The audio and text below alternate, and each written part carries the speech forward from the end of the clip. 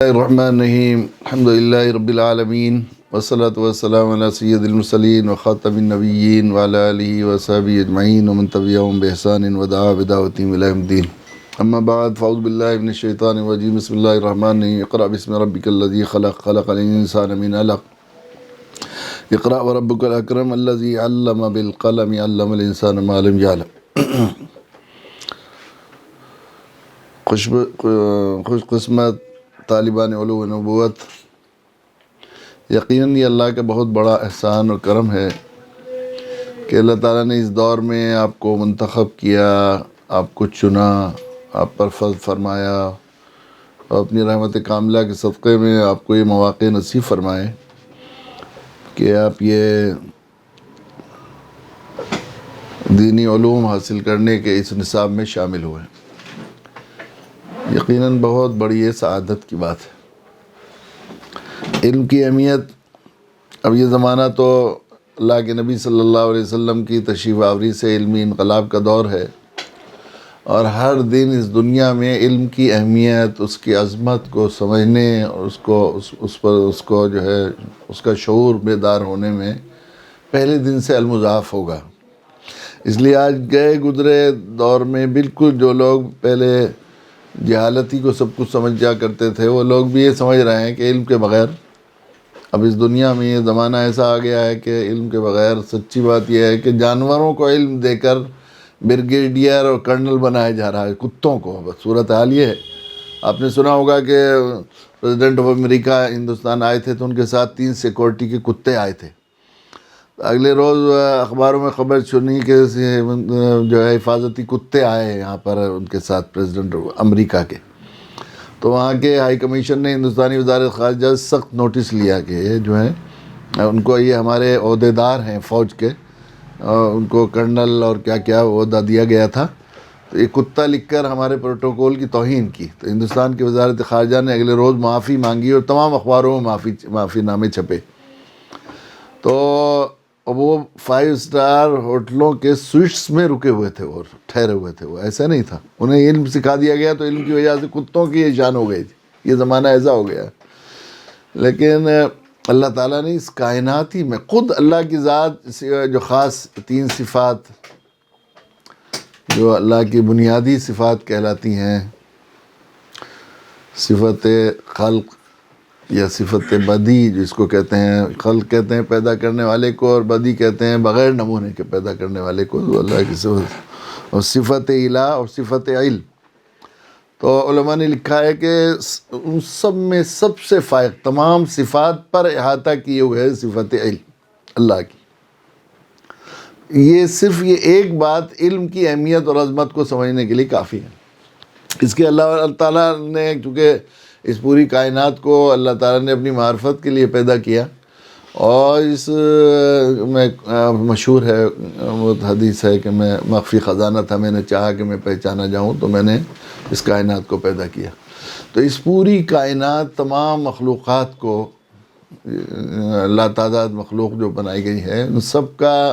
صدر اور اس پوری بارات کا دولہا انسان کو بنایا اللہ تعالیٰ نے۔ ان کو یہ بنانے کا علم اللہ نے پہلے اپنی مشیت میں یہ بات طے کر دی کہ صدر کائنات اور اشرف المخلوقات انسان کو بنایا جائے گا۔ تو اللہ تعالیٰ نے پہلے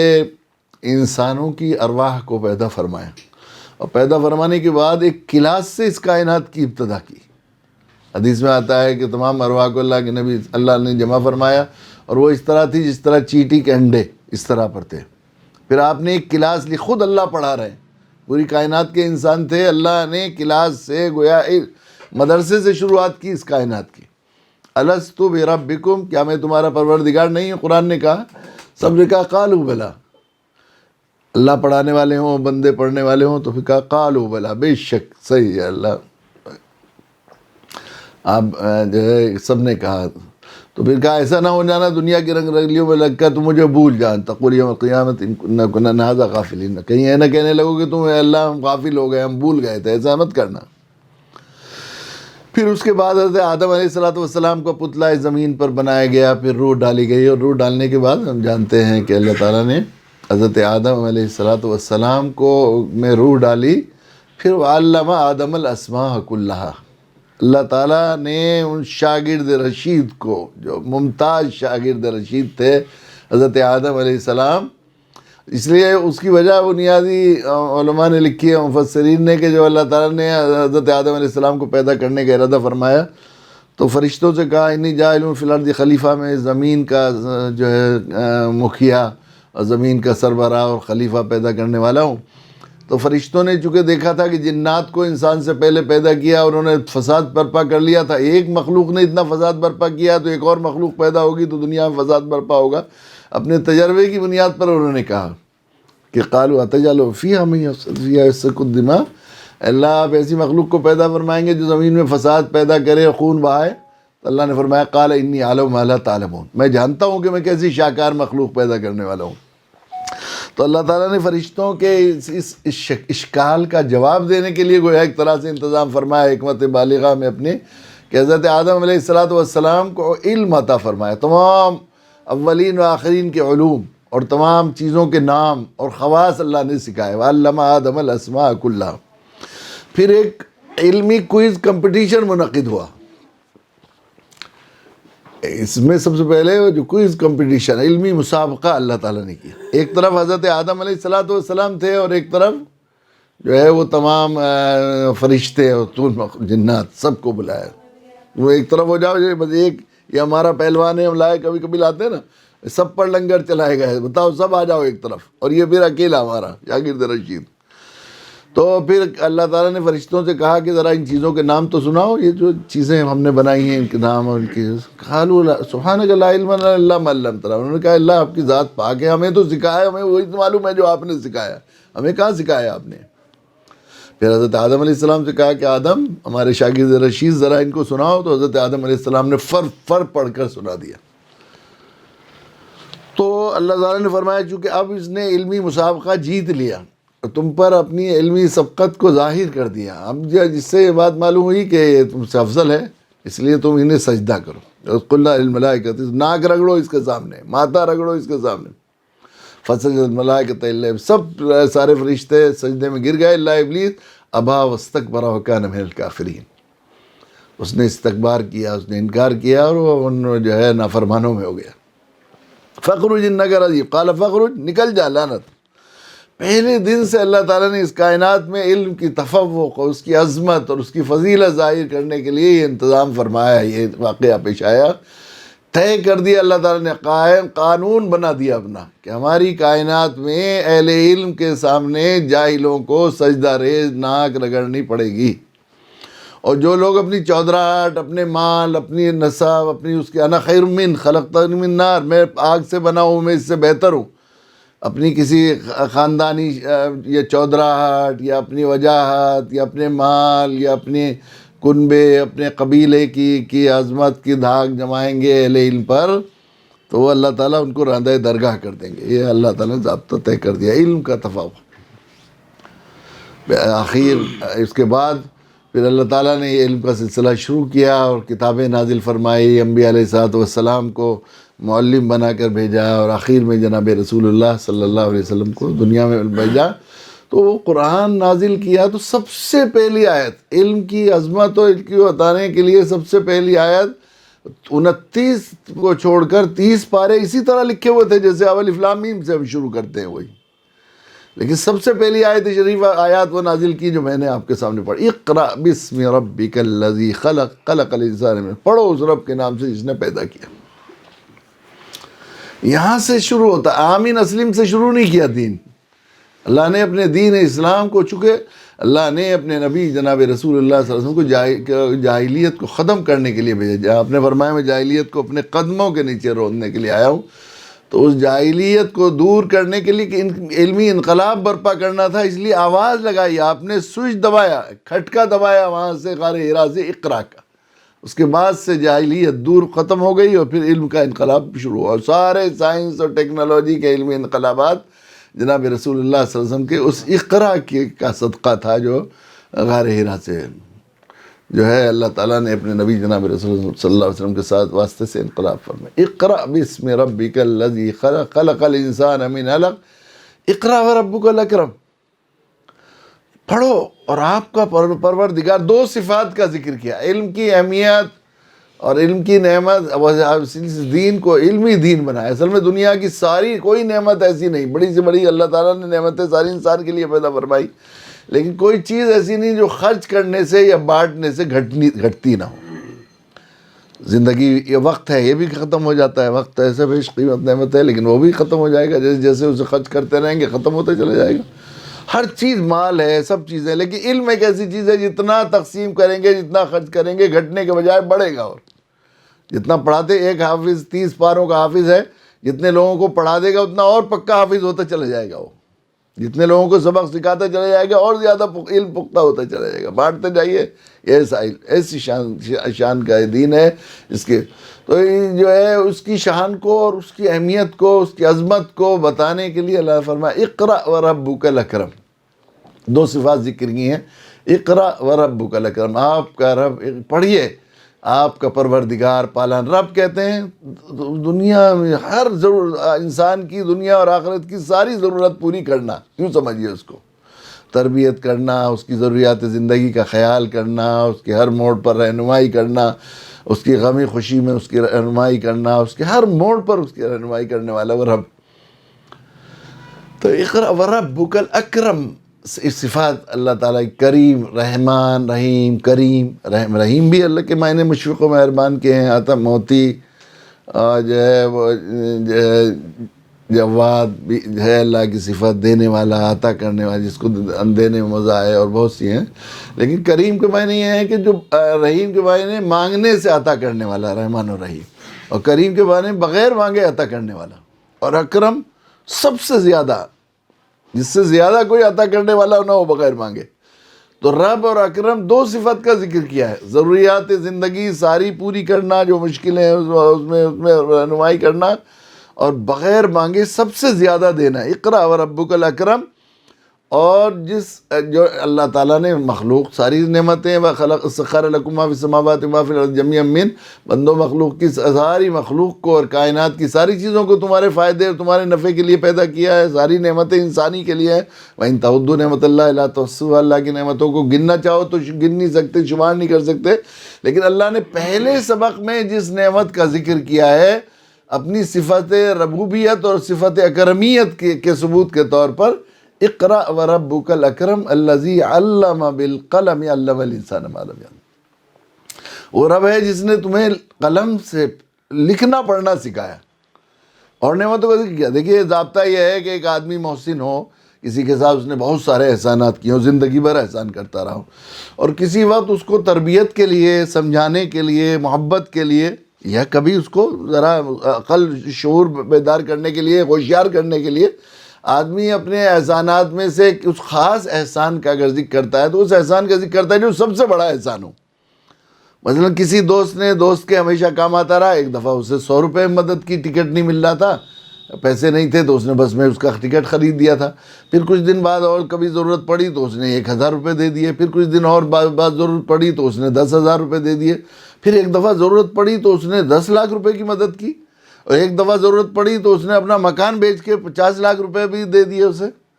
تو جب کہیں گے تو ہماری بات نہیں، ہم آپ کے وہ دوست ہیں، تو یوں نہیں کہے گا کہ ہم نے 10 روپے دیے آپ کو اور 100 روپے دیے یا 1000 روپے دیے۔ سب سے پہلے کس چیز کا ذکر کرے گا؟ میں نے اپنا مکان بیچ کر تمہیں 50 لاکھ روپے دیے، اور تمہیں یاد ہے کہ وہ 10 لاکھ روپے بھی میں نے دیے، سب سے بڑی نعمت کا ذکر کرتا ہے۔ اللہ تعالیٰ ربوبیت اور اکرمیت کی صفات کے طور پر جس انعام کا اللہ ذکر کر رہے ہیں، یہ نہیں کہہ رہے کہ ہم نے تمہیں پیدا کیا، ہم نے انسان بنایا، ہم نے تمہیں آنکھ دی، ہم نے تمہیں ناک دیے، ہم نے تمہیں دل دیا، ہم نے دماغ دیے، دنیا کی ساری چیزوں کو تمہاری خدمت کے لیے پیدا کیا، سورج کو تمہارا خدمت، علم بالقلم علم الانسان، ہم نے وہ رب ہے تمہارا، وہ اکرم، وہ رب ہے، اس کے نام سے پڑھو جس نے تمہیں لکھنا پڑھنا سکھایا۔ اس سے قرآن نے یہ پیغام دیا کہ ایک انسان پر سب سے بڑا احسان ہو، سب سے بڑا اکرام اگر کوئی ہو سکتا ہے، اس کے ساتھ احسان ہو سکتا ہے، تو یہ ہے کہ اس آدمی کو لکھنا پڑھنا سکھا دیں۔ اس سے یہ بات بھی ہوئی کہ وہ والدین اپنے بچوں کو سب سے بڑی نعمت اگر کوئی دے سکتے ہیں، وہ نعمت ہے اس کو علم سکھانا، لکھنا پڑھنا سکھانا۔ اور والدین کا اپنے بچوں کے ساتھ سب سے بڑا ظلم اگر ہو سکتا ہے کہ ان کو علم سے محروم رکھیں، ان کا علم کو نہ کریں، سب سے بڑی حق تلفی اگر کوئی سے یہ بات بھی ثابت ہوتی تو علم کی اہمیت ہوتی۔ اب یہ دنیا جس میں ہم رہ رہے ہیں، یہ دنیا تو عارضی ہے، بہت ہی کم وقت ہے، بالکل ایسا ہے عارضی سرا ہے، کوئی کتنے دن کے لیے آیا ہے، کوئی کتنے دن کے آیا، لیکن اس کے بعد جو دنیا آنے والی ہے وہ ہمیشہ ہمیشہ کی دنیا ہے، اور اس کو مزرعۃ الآخرہ بنایا، یہاں بھیجا ہمیں آخرت کی کھیتی کو کمانے کے لیے۔ تو وہ علم کے دو حصے ہیں، ایک علوم عالیہ، ایک علوم عالیہ۔ ایک وہ علم ہے جو اس دنیا کو صرف بنا لے، اور ایک وہ علم ہے جو اس دنیا کو بھی اس طرح بنا دے کہ یہ دنیا آخرت کے بننے کا ذریعہ بن جائے، وہ علوم عالیہ کہلاتے ہیں۔ تو جس طرح دنیا کے مقابلے میں آخرت اور وہاں کی نعمتوں کا یہاں کی کوئی حیثیت ہی نہیں، ملحیات دنیا الا متاع الغرور، یہ تو خواب کی ہے، یہ دنیا کی حیثیت بالکل خواب کی ہے۔ خواب میں فقیر آدمی ہے، بادشاہ بن جائے تو پھر آنکھ کھلی تو ہاتھ میں کٹورا ہے، تو کیا اس سے خواب؟ اور آدمی آخری درجے میں عیش میں ہے اور خواب میں فقیر ہو جائے تو کیا ہوتا ہے؟ کچھ بھی نہیں ہوتا۔ مشہور ہے لطیفہ کہ ایک شخص بھوکا پیاسا فاقوں پہ گزر رہی تھی زندگی، تو کسی طرح نیند نہیں آتی تھی، بڑی مشکل سے سویا، تو اس نے خواب دیکھا کہ ایک مرغی کسی نے اسے ہدیے میں دی، گفٹ۔ مرغی موٹی تازی تھی، اب اس نے کہا کہ اس نے سوچا مرغی بھون کر کھا لوں تو میری بھوک مٹ جائے گی، یا مرغی بیچ دوں تو کئی ضرورتیں پوری ہو جائیں گی، کھانا بھی کھا لوں گا میں۔ تو اس نے مرغی بیچنے کا فیصلہ کیا، اعلان کیا خواب میں مرغی خریدو، مرغی خریدو۔ گاہک آ گئے، کتنے کی خرید رہے ہو مرغی؟ اس نے کہا کہ 5۔ کتنے کی بیچ رہے ہو؟ کہ 10 روپے کی۔ کہ 10 روپے کی نہیں، 5 روپے کی لیں گے۔ اتنی موٹی مرغی 5 روپے کی، 10 روپے کی لو۔ اس نے کہا نہیں، میں 5 کی لوں گا۔ اس سے بحثم بحثی میں آنکھ کھل گئی، اس نے دیکھا نہ مرغی ہے نہ کوئی پیسے ہیں، تو آنکھ بند کر کے کہنے لگے اچھا 5 ہی دے، مگر پھر تو کچھ ملنے والا نہیں تھا نا۔ وہ یہی ہوگا انسان کا، ربنا اخرنا الی اجل قریب نجیب دعوتک ونتبع الرسل۔ اللہ میری جب آنکھ کھل جائے گی موت کے جھٹکے کے بعد، تو آدمی کہے گا پھر لو بھائی 5 ہی دے، مگر وہاں تو پھر کچھ ملنے والا نہیں ہوگا نا۔ یہ تو ایسی ہے یہ دنیا۔ اس کے بعد کی جو زندگی ہے ابدالآباد کی زندگی ہے وہاں کی، اس لیے کہا ہے وہ لوگ جو وہاں کی فکر کرتے ہیں وہ لوگ ہیں عقل مند۔ کسی فقہا نے لکھا ہے کہ اگر آدمی یہ نظر مان لے کہ مجھے دنیا کے 5 عقل مند ترین لوگوں کی دعوت کرنی ہے، یہ نیت کر لے، اپنے ذہن میں نظر مان لے، تو اس کی نظر جب پوری ہوگی جب 5 زاہدوں کو اکٹھا کر کے وہ دعوت کرے۔ زاہد کہتے ہیں جنہوں نے اس دنیا کو بالکل بقدر ضرورت استعمال کریں، اور آخرت کی فکر کرنے والے لوگ جو آخرت کی زندگی کو اصل زندگی سمجھے۔ تو اس سے معلوم ہوتا ہے کہ اس زندگی کے میں کام آنے والے علوم کی حیثیت خواب کو اچھا کرنے کی، اور اس زندگی کو بھی، اور اس زندگی کے ذریعے آخرت کی زندگی کو کامیاب بنانے کے جو علوم ہیں وہ علوم عالیہ کہلاتے ہیں، جن کے لیے انبیاء علیہ السلام دنیا میں آئے۔ دینی علم جس کو ہم اصطلاح میں کہتے ہیں، یہاں جی کہتے ہیں یہ اہمیت ہے کہ اس میں ہمیشہ دنیا بھی بنتی ہے اور آخرت بھی بنتی ہے۔ دنیا یہ بھی خیال ایک بہت بڑا دھوکہ ہوتا ہے شیطان کا کہ ہم اگر دیندار بن جائیں گے دنیا میں فقر فقال ہو جائیں گے۔ ایسا نہیں ہے، بلکہ اللہ تعالیٰ نے خود جو ہمیں دعا سکھائی، اور نیک لوگوں کی دعا، ربنا آتنا فی الدنیا حسنہ وفی الآخرۃ حسنہ، اللہ میری دنیا بھی اچھی کیجیے، آخرت بھی اچھی کیجیے۔ اس کا نام ہے دینی علوم۔ اللہ میں کتنے خوش قسمت ہیں آپ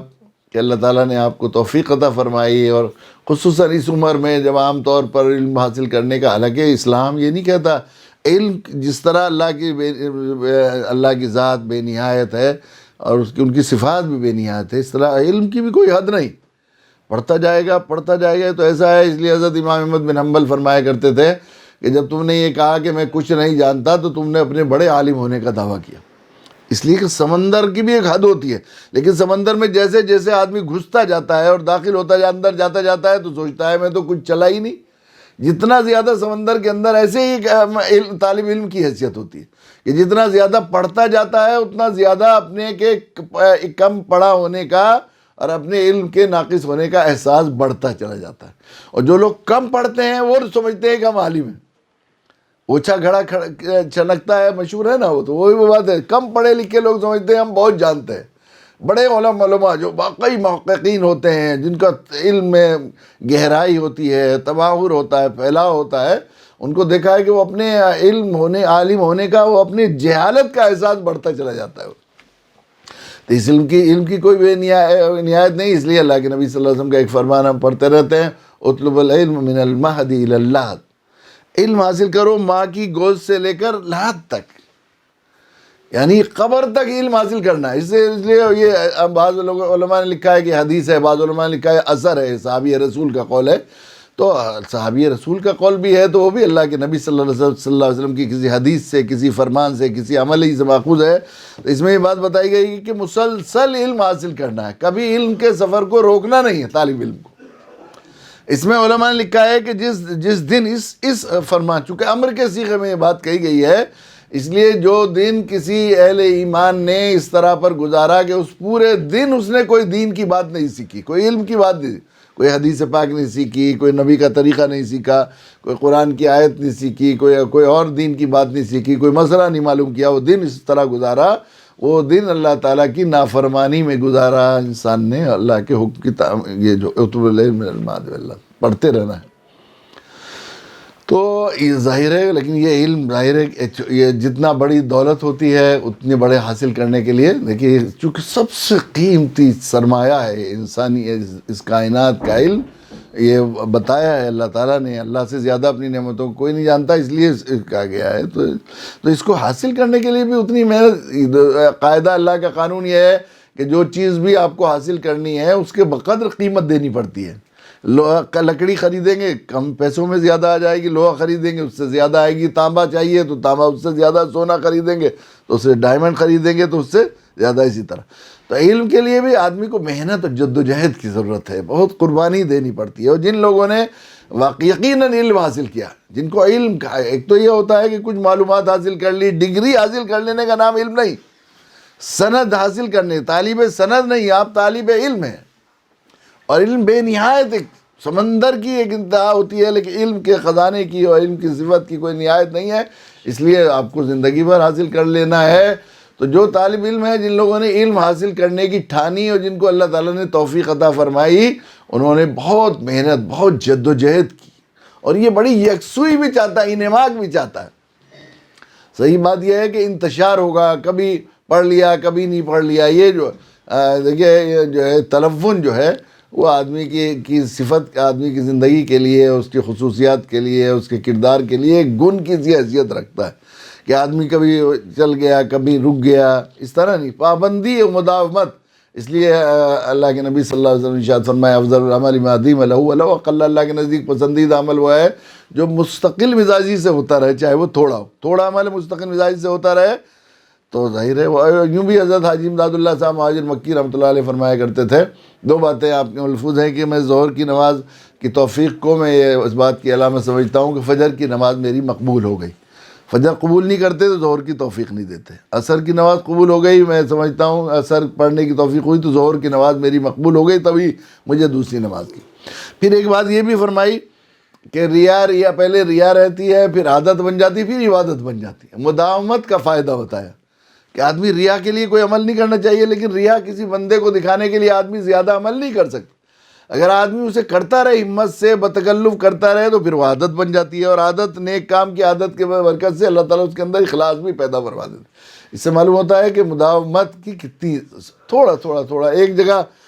پانی گرتا رہے کسی پتھر پر تو وہ پتھر جو ہے اس میں گڑھا ہو جاتا ہے، یہ رکھا ہے۔ اس لیے آدمی کے سینے میں بھی یہ علم جیسا کہ بارش کی طرح پڑھتا رہے تھوڑی تعداد میں، لیکن مستقل مزاجی سے، تو پھر وہ آدمی کو جو ہے کہ دل میں اتر جاتا ہے اللہ کی طرف سے۔ تو پہلی درخواست یہ اگر واقعی ہم نے سمجھ لیا ہے کہ علم کی کتنی اہمیت ہے اور یہ علوم دینیہ اللہ تعالیٰ نے توفیق عطا فرمائی ہے، اس کی قدردانی ہے، اس توفیق کی قدردانی ہے، شکر گزاری ہے کہ ہم لوگ اس کو ثانوی درجے کی چیز نہ سمجھیں، بلکہ اس کو، جس چیز کو آدمی ذہن میں اور فکر میں پرائرٹی آ جاتی ہے، اول ترجیح ہو جاتی ہے، تو اپنی تگ و دو جدوجہد میں بھی اس پہ ترجیح ہو جاتی ہے۔ ایک جگہ